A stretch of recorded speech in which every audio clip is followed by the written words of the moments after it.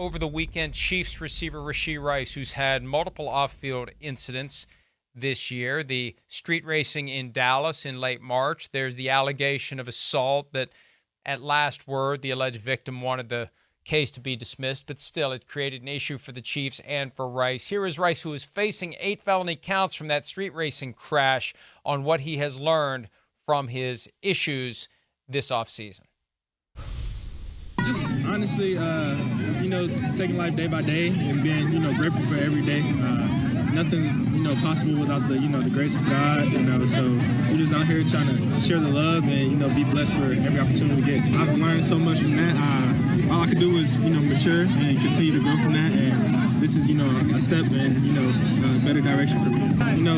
Accidents and stuff like that happen, but, all you can do is kind of move forward and, walk around being the same person and try to be positive so that everybody can feel your love and your great energy. I'm kind of surprised that he's just kind of acting like everything's normal and usual. And I don't want him to be unhappy. I mean, you want people to smile and enjoy their life, but he's got a pretty serious thing hanging over him. 8 felonies. And he hasn't even been charged yet with leaving the scene of an injury accident.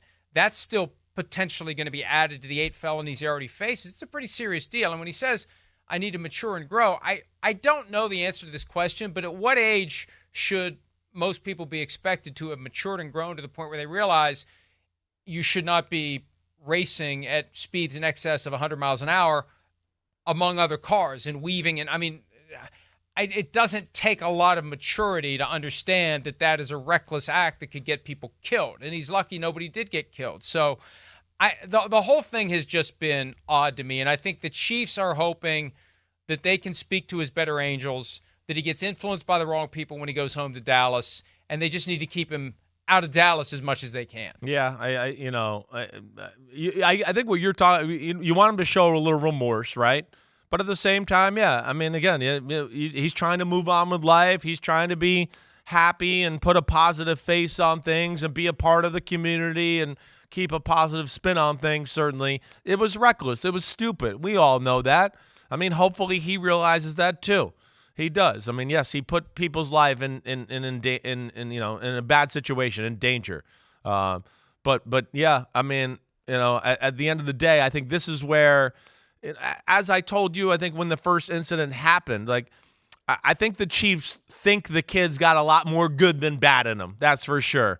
And they're trying to work with that. And as I've told you before, right, again, I never sped like that, but damn, and I had teammates and, myself, I certainly sped and weaved through traffic as a young, dumb kid, for lack of a better way to say it. Now, his was egregious, and I'm not giving you an excuse. I know, it was bad. It was bad. I know. But I guess there's still a part of me that, hey, I'm so happy nothing bad happened to anybody out there. Everybody did make it out alive, right? And hopefully this kid will learn from it.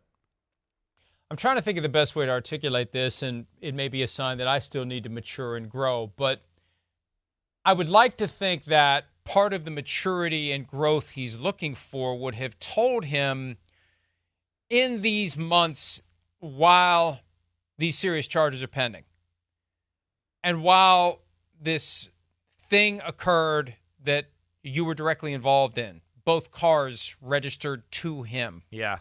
By all reports and appearances. There's a certain amount of reticence. There's a low profile that you need to understand you probably should keep. Not being at football camps, not talking to the cameras and smiling and acting like everything is normal is part of the respect you show for the mess you made. The remorse. It's respect for the victims who were injured in that accident, and it's respect for the process because there are serious, grave charges pending against him. And I guess that's where it just kind of doesn't sit well with me, that I'd like to think that it's not really shame that I want him to, like he's too ashamed to come out in public. I just think there are certain things you shy away from in deference to the bigger issues that you're currently dealing with. And whether that means telling Fox 4 Kansas City, I don't want to be interviewed on camera, I don't want to talk. I'm just here to help the kids, whatever the case may be. There was just something about it. Or Maybe I'm missing the boat here. what I would have There's wanted. something about it that doesn't match the gravity of the situation. I hear you. That's where I use the word remorse. I'm with you. I wish he would have made a comment and kind of like opened it up, right? And just been like, hey, I first want to say I'm sorry for my actions and what I did, and I was reckless and blah, blah, blah, and all of that. You know, him being there at the camp with kids and trying to have an influence on the community a little bit, those are all positive. I'm glad to see him there, and I'm glad to see him enjoying it. Those are great things. But I think it would have been best if he kind of made that type of little statement first to go like, hey, I'm not out here just smiling, having fun, not thinking about the people I might have affected with my bad accident that I caused. You know, the problem is you're facing these felony charges. Anything you say as it relates to those charges can will be that's used the to problem too. That's why the best play. You're right. Is just get low away. profile. Yeah. No public appearances. No interviews. No anything until this is all resolved. That's what I would advise him to do if it was my son, my cousin, my nephew, my brother, my friend, my client, whatever. Hi, it's Mike Florio. Thanks for watching PFT on YouTube. Hit subscribe for the latest news and analysis from Pro Football Talk.